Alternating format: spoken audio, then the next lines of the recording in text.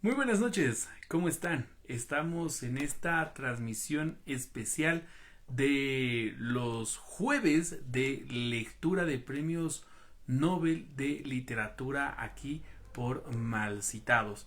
Haremos estas lecturas todo noviembre, todos los jueves a las 21:30 horas. Y pues los días sábados nuestro camarada Gonzalo Carrera estará leyendo literatura infantil a las 20 horas.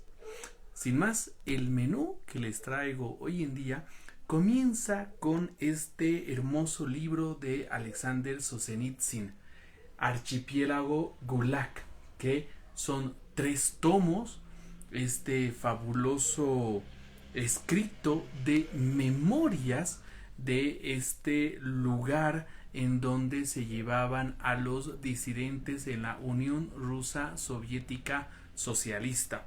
El libro fue escrito entre 1958 y 1967. Alexander ganó el premio Nobel en 1970. Sin más, yo les leeré este tomo, el capítulo primero, que se llama El arresto. Sin más dilación, doy comienzo a su lectura. Y dice: ¿cómo se llega a este misterioso archipiélago? Hora tras hora vuelan aviones, navegan barcos y retumban trenes en esa dirección. Pero no llega un solo letrero que indique el lugar de destino. Tanto los taquilleros como los agentes del Sudturets y del Insturitz se quedarían atónitos si les dieran un billete para semejante lugar. No saben nada ni han oído nada del archipiélago en su conjunto, y tampoco de ninguno de sus innumerables islotes. Los que van a ocupar puestos de mando en el archipiélago proceden de la Academia de MBD. Los que van de vigilantes al archipiélago son convocados a través de la comandancia militar.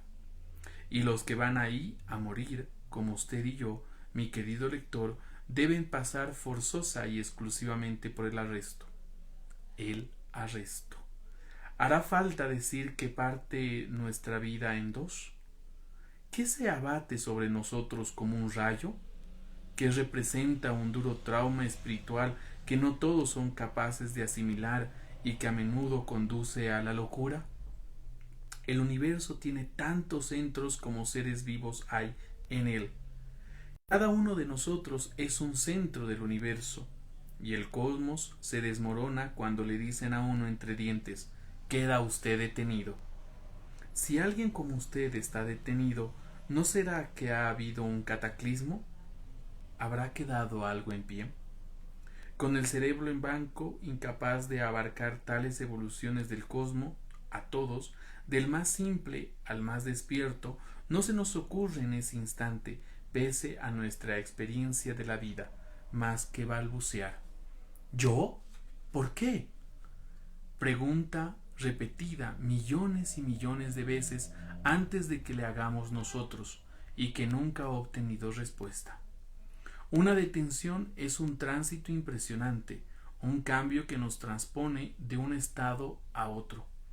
La larga y sinuosa calle de la vida nos llevaba, a veces con paso alegre y otras veces en un sombrío vagar, a lo largo de unas vallas, vallas y más vallas, cercas de hierro, tapias de cemento, de ladrillo, de adobes o de madera podrida. No nos parábamos a pensar qué podía haber detrás de ella. No intentábamos elevar la mirada ni el pensamiento hacia el otro lado. Pero ahí, precisamente, justo a nuestro lado, a 2 metros, comenzaba el país del Gulag. Tampoco observábamos en aquellas tapias el incontable número de puertas y portillos perfectamente ajustados y muy bien disimulados. Todos estos portillos, todos, estaban esperándonos. Y de pronto se abría rápidamente la puerta fatal, y 4 manos blancos, masculinas, no acostumbradas al trabajo, pero robustas, nos agarraban por el brazo, por la pierna, por la solapa, por la gorra, por la oreja. Nos arrastraban como un saco y cerraban para siempre el portillo a nuestras espaldas, la puerta de nuestra vida pasada. Se acabó. Queda usted detenido. Y no atinas a dar ninguna respuesta. Ninguna. Como no sea el válido de Corderito. ¿Yo? ¿Por qué? El arresto es un fogonazo secador, un golpe que desplaza el presente convirtiéndolo en pesado, que conviene lo imposible en un presente con todas las de la ley. Y no hay nada más. Esto es todo lo que somos capaces de asimilar, no ya en la primera hora, sino incluso en los primeros días. Centellea todavía en nuestra desesperación una luna de papel, un decorado de circo. Es un error, lo aclararán. Y todos los demás que actualmente conocemos por la imagen tradicional e incluso literaria de una detención, ya no pueden almacenarse ni organizarse en nuestra turba mente, sino en la memoria de nuestra familia y de los vecinos con quienes compartimos piso. Es un estridente timbrazo nocturno o un golpe brutal en la puerta. Es la arrogancia de unos agentes que irrumpen en casa sin limpiarse las botas.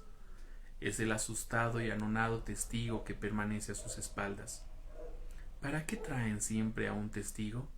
Las víctimas no se atreven a preguntar y los agentes ni le prestan atención, pero lo dispone la normativa, y deberá pasarse toda la noche en vela y firmar al amanecer.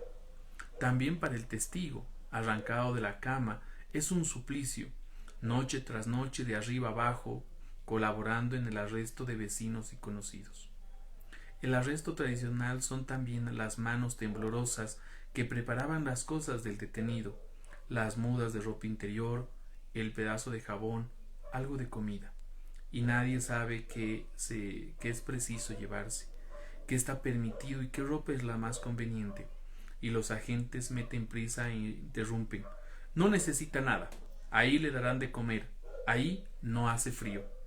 Mentira. Con las prisas quieren meter más miedo. El arresto tradicional son también, después, cuando ya se ha llevado al pobre detenido, las muchas horas que van a ocupar nuestra vivienda una fuerza intrusa, dura e implacable.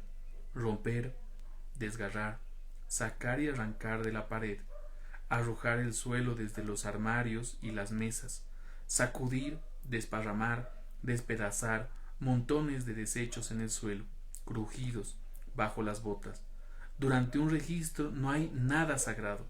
Cuando arrestaron al maquinista de tren Inoshin, había en la habitación el pequeño féretro de su hijo, un niño que acababa de morir.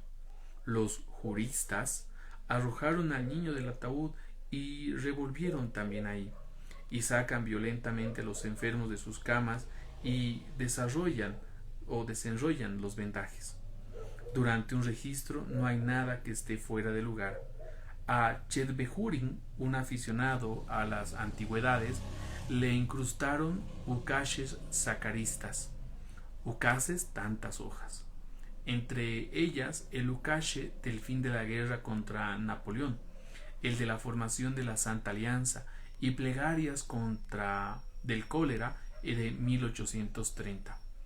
A Bostrikov, nuestro mejor especialista en el Tíbet, le confiscaron valiosos códices antiguos tibetanos. Los discípulos del difunto a duras penas consiguieron rescatarlos del KGB al cabo de 30 años. Cuando arrestaron al orientalista Nevsky, se llevaron manuscritos tangutos.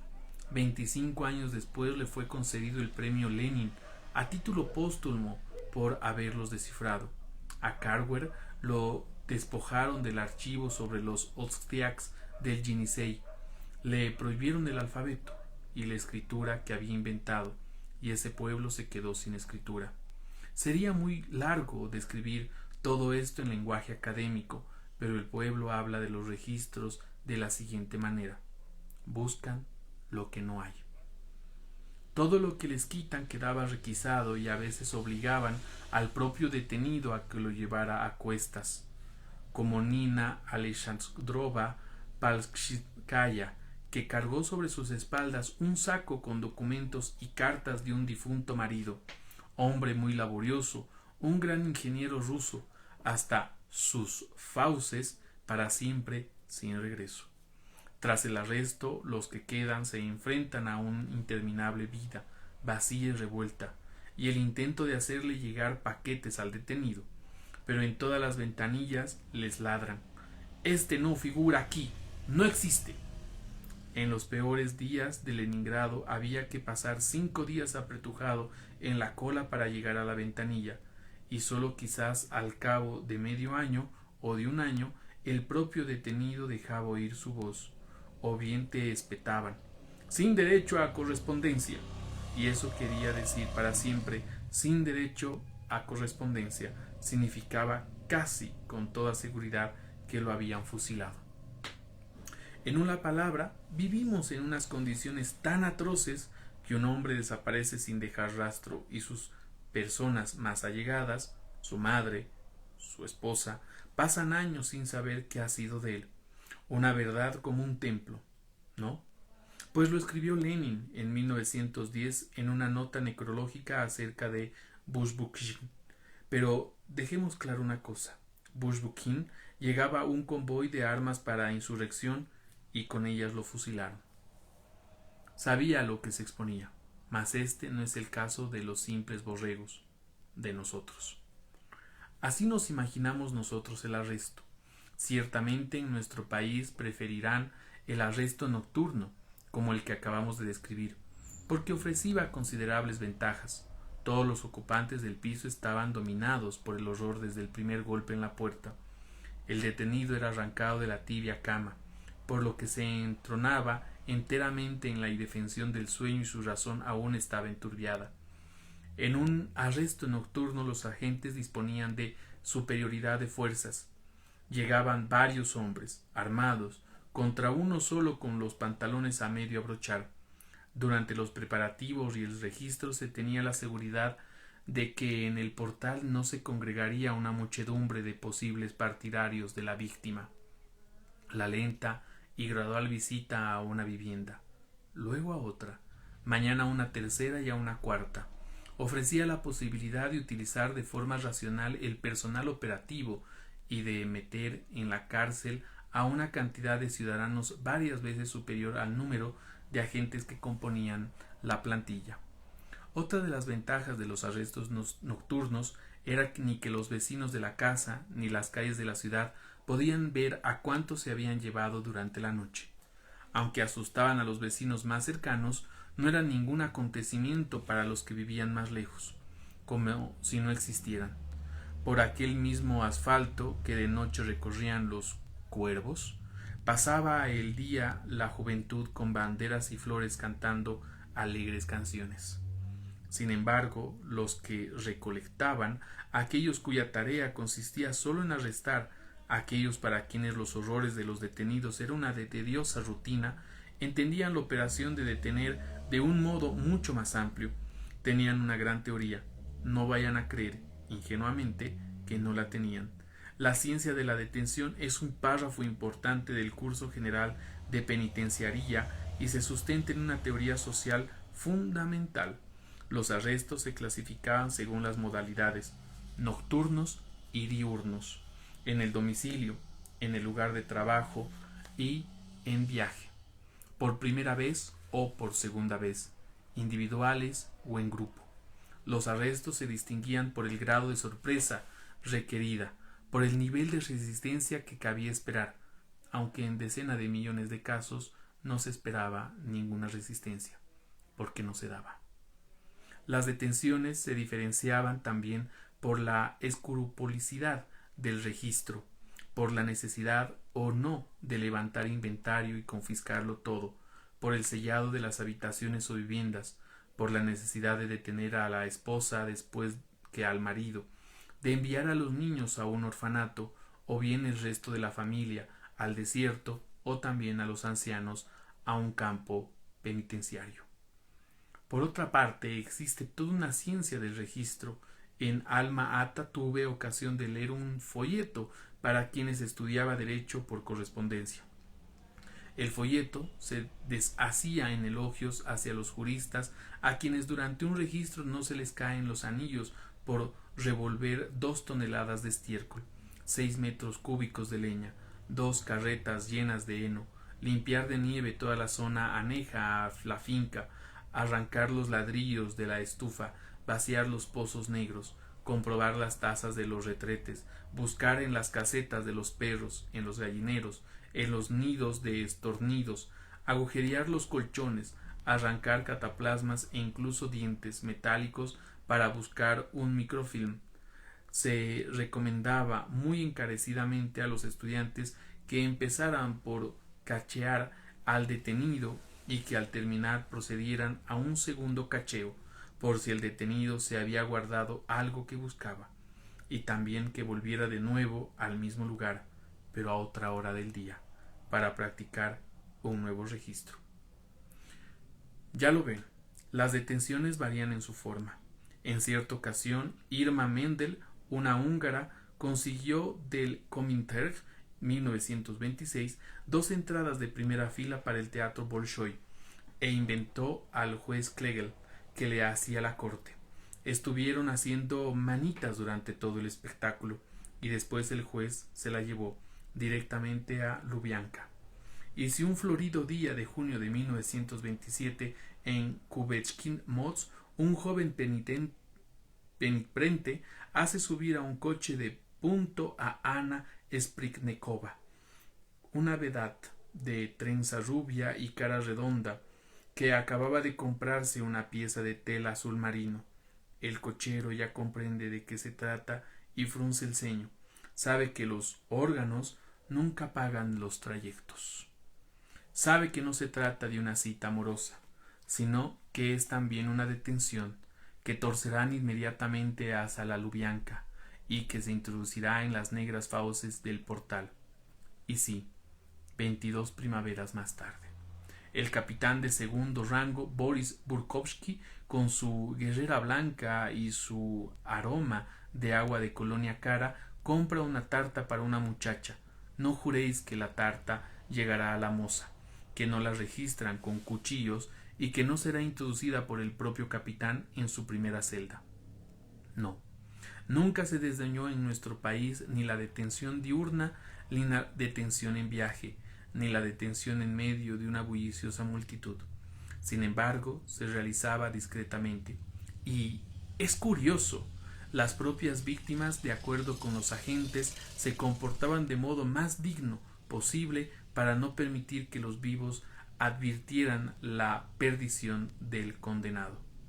No a todo el mundo se le puede detener en su domicilio llamando a la puerta, pero si no se queda más remedio dirán que es el administrador, el cartero.